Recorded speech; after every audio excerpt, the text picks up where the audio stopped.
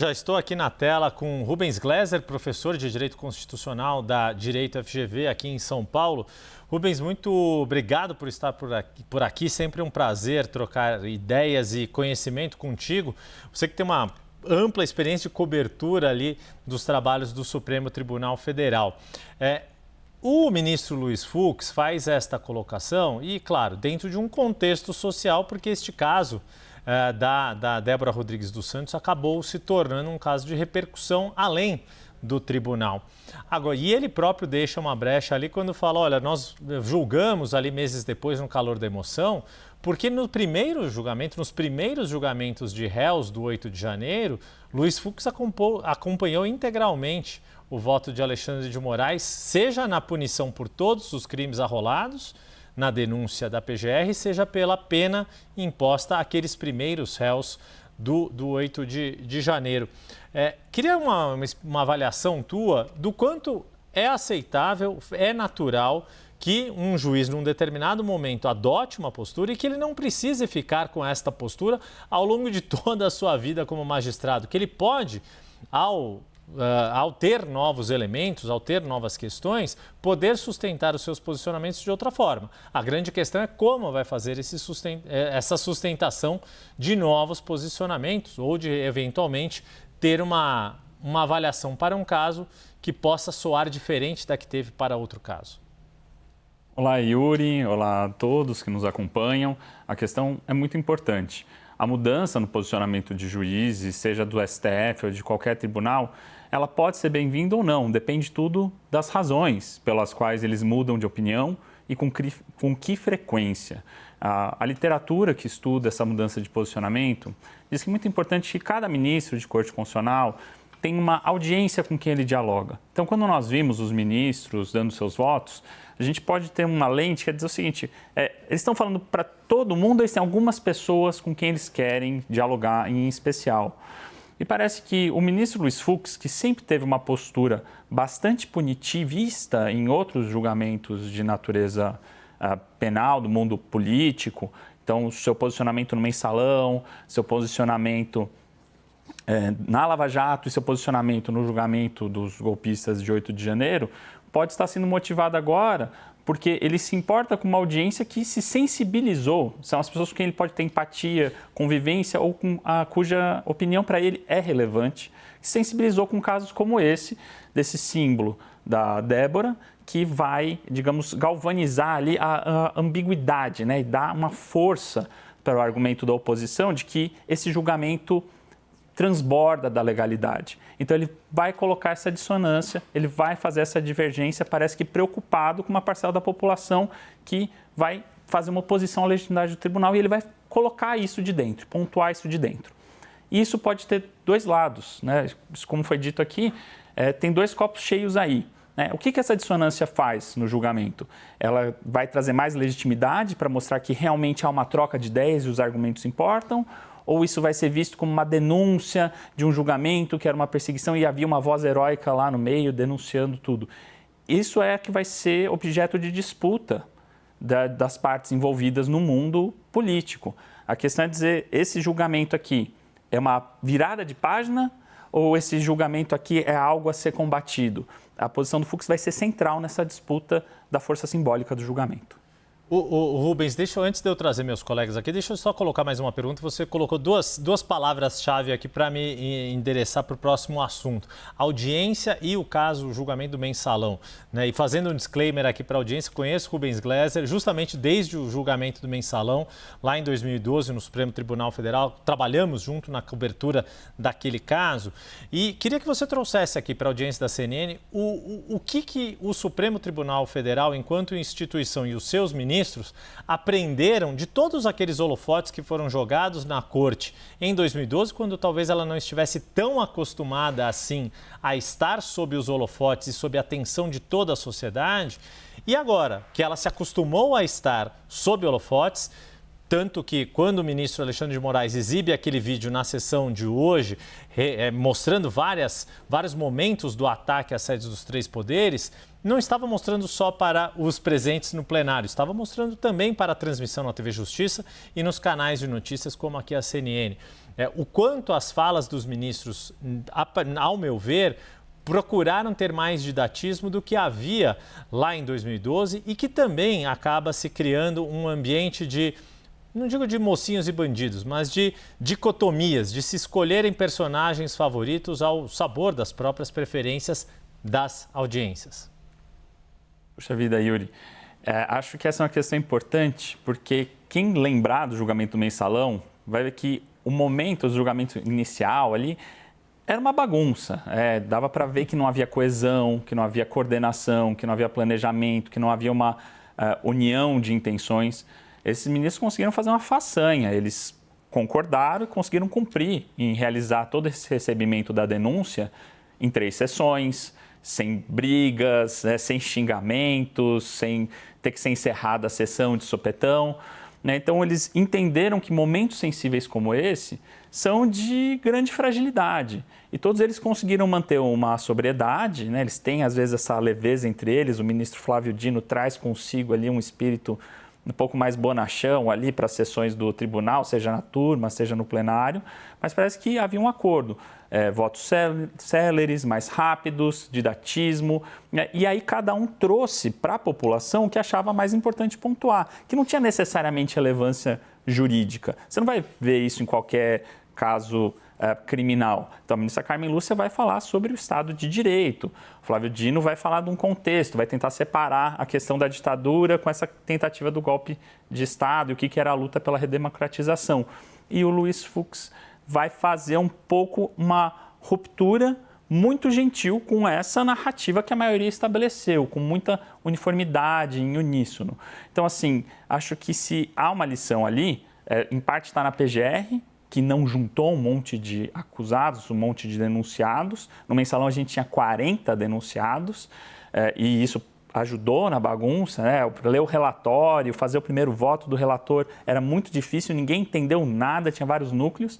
E essa mudança de estratégia da Procuradoria-Geral da República, estar numa turma ao invés do plenário, porque no Mensalão também foi no plenário, tudo isso contribuiu, e fora a estratégia midiática que também foi usada no julgamento dos acusados ali do 8 de janeiro, de mostrar vídeos, essa comunicação mais clara, é um sinal de aprendizado institucional, de um tribunal que precisa gastar muito capital político, porque vai contrariar 1/3 da população brasileira, que é o eleitorado, digamos, fixo de Jair Bolsonaro e da sua orientação, mas tem que cumprir essa missão. Então, ele tem que ser claro, rápido, efetivo e o mais indolor possível. E acho que eles estão tentando agir nesse sentido, mas aí recebem a acusação de que estão agindo rápido demais. Não tem como muito fugir disso, Ô Rubens, deixa eu trazer meus colegas aqui, porque alguns deles, inclusive, têm perguntas aqui para você. Nossa tela bastante cheia. Eu sei que a Basília Rodrigues já quer abrir o bloco das perguntas aqui. Tá contigo, Basília. Obrigada, Yuri. Eu quase ia fazer o mesmo comentário que o seu, porque eu também conheço o Gleisi, especialmente do julgamento do Mensalão. Então, eu tenho você, professor, não, especialista em Supremo Tribunal Federal. Então, olhando aí nesse histórico de condenações, mais especialmente pós 8 de janeiro, que vieram penas de 14, 17 anos, quanto que você está prevendo, vou dizer assim, para a condenação destes casos agora, que são tidos personagens do andar de cima, um ex-presidente, generais, ex-ministros de governo. Me chamou muita atenção que o ministro Moraes, ele enfatiza a violência daquela data, a gravidade, ao dizer, olha, eu não vi nada de batom e Bíblia por lá, não. Quanto você está estimando de pena, levando em consideração esse histórico e atuais falas do STF? Olha, fazer esse tipo de estimativa é uma coisa que eu aprendi como especialista que eu não posso fazer, porque o Supremo Tribunal Federal sempre surpreende. Mas o que a gente pode ter uma expectativa é de que sempre que tem um julgamento das pessoas que estavam realizando a operação, as penas são mais baixas de quem está na posição de mando. E, além disso, tem uma ambiguidade. Quem estava só no 8 de janeiro, realizando aqueles atos de tentar provocar uma comoção para ter interferência do Exército e tudo mais, eles estavam atuando num momento muito específico do tempo. E aí tem toda essa discussão sobre qual crime que é abolição violenta do Estado de Direito, né? E daí, se é golpe de Estado, porque um contempla o autogolpe, outro não. Para esses agentes, a gente está vendo esse período longo de tempo. Dá para falar, olha, foram cometidos vários crimes aqui. Então, a soma das penas, né, fica mais fácil, fica mais viável e aí a gente pode ver, sim, uma pena alta. Mas se há um ponto que vai haver divergência e a voz do Fux vai ser mais ouvida e mais pontuar, provavelmente vai ser no momento da fixação da dosimetria. Deixa eu passar a palavra para o Theo Cury, porque ele destacou, inclusive, esta questão levantada pelo ministro Luiz Fux, né, Theo? Inclusive, é curioso como esses outros elementos externos ao caso em si, porque esse é um outro caso, acabaram vindo à tona nessas duas sessões, Theo. Exato, professor, boa tarde para o senhor. E aí chama a atenção esse caso do ministro Luiz Fux, porque quem acompanha o Supremo já ouviu posicionamentos dele em que ele disse isso quando presidiu o STF, a Luísa vai se lembrar, a gente fazer essa cobertura junto, da necessidade de ouvir a voz das ruas, o sentimento constitucional da população. Isso pegou mal porque parecia, na época, que os ministros tinham que se dobrar à opinião pública ou, na avaliação de quem é contra essa avaliação, tinha que se blindar desse posicionamento e tomar decisões que podem incomodar ou não. E como o professor disse, uma eventual decisão do Supremo vai incomodar 1/3 da população que é eleitora do ex-presidente da República, Jair Bolsonaro. Mas falando sobre esse caso específico e a posição do ministro, a gente vem falando ao longo dessa semana dessas sinalizações e indicações que ele tem dado, e eu queria saber, na avaliação do senhor, o papel do ministro Luiz Fux. A gente tem dito que ele pode ser um contraponto a alguns posicionamentos durante esse julgamento. Não todos, obviamente, mas pode não estar 100% alinhado ao que pensa a maioria, ao que pensa o ministro. Isso acendeu uma esperança, alimenta uma esperança em parte dos advogados. E aí, o senhor, quando estava conversando com o Yuri, diz uma coisa que me chama a atenção, que pode ser uma forma de marcar posição na avaliação dos advogados e dos acusados. Queria entender se a posição pode ser essa. Por mais que esse posicionamento acabe vencido, o fato de ter uma voz que discorde marca a posição e alimenta uma narrativa do lado de fora do tribunal. É exatamente isso. A relevância, o julgamento tem uma relevância em si, jurídica, seus resultados, condenações, absolvições, penas para essa ou aquela pessoa, individualização da conduta, clareza da conduta, isso é uma coisa. Mas a outra coisa vai ser justamente essa narrativa sobre o quanto que essa decisão é legítima, o quanto que ela é o Estado de Direito, as instituições se protegendo e fazendo valer o regime, mesmo que estressando a legalidade, mesmo que estressando a imparcialidade, ou quanto que isso é um tribunal que é instrumentalizado pelo governo para perseguir sua oposição. Então, nessa batalha de narrativas, seja qual for a intenção pela qual o ministro Luiz Fux parece que vai se posicionar dessa maneira, fazer suas considerações, seu voto vai virar corte e vai dizer, olha o que diz o ministro Luiz Fux sobre o julgamento, irrefutável. Nessa lógica das redes, nessa lógica da politização, é que ela vai servir dentro do tribunal, dentro da dinâmica do julgamento, ela parece que não vai ter tanta função assim, mas ela vai ser profundamente relevante aonde interessa o impacto nas eleições e o legado do bolsonarismo. Deixa eu botar o Pedro Venceslau na conversa aqui também e depois, para fechar, Luísa Martins. Pedro Venceslau. Professor, eu conversei com alguns advogados que podem ser chamados de anti-lavajatistas, porque atuaram tanto no processo da Lava Jato quanto no processo do Mensalão. O ex-presidente Jair Bolsonaro tem feito essa comparação. Inclusive, ele fez uma postagem hoje dizendo que o julgamento dele andou 14 vezes mais rápido do que o Mensalão e a Lava Jato. Só que esses advogados todos, eles fazem algumas ponderações. Primeiro, tem 20 anos de diferença entre um processo e outro. Eram tempos mais analógicos. Hoje temos um julgamento numa era mais digital. Além disso, o julgamento aconteceu no plenário naquela época e agora aconteceu na segunda turma. Eu queria que o senhor fizesse uma avaliação sobre essa comparação e sobre essa estratégia narrativa do ex-presidente Jair Bolsonaro. O que existe em comum e quais são as grandes diferenças entre esses episódios?